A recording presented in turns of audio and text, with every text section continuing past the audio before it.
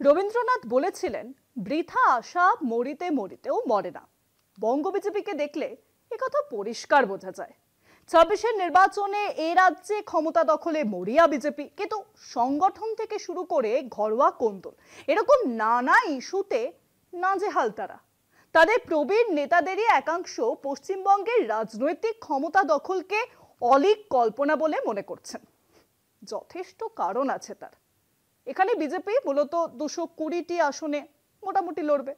বাকি 74টি আসনে নাম কাওয়াস্তে লড়াই করবেন শ্রমিক ভট্টাচার্যরা। মুশকিল হলো, সংখ্যালঘু অধ্যুষিত এই আসনগুলোই মূলত ঠিক করে দেবে ভোটের পর আবির ওড়াবেন ঠিক কারা।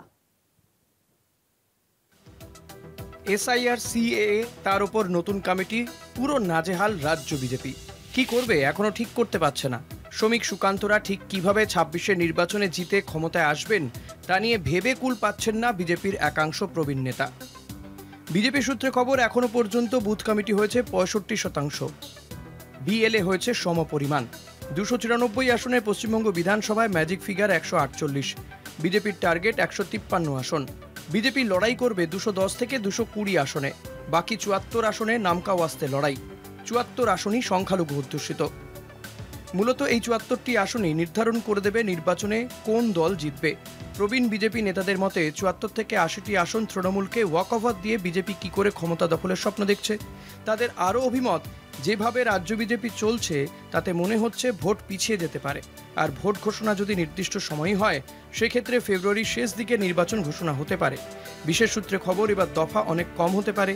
2-3 দফাতেই ভোট মিটে যাওয়ার সম্ভাবনা।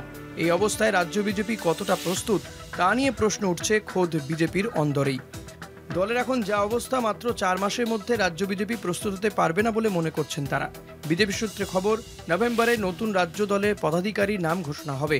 এরপর 4 মাসের মধ্যে তাদের গোটা গ্রাম বাংলার বুথ স্তর পর্যন্ত চেনা খুব কঠিন কাজ।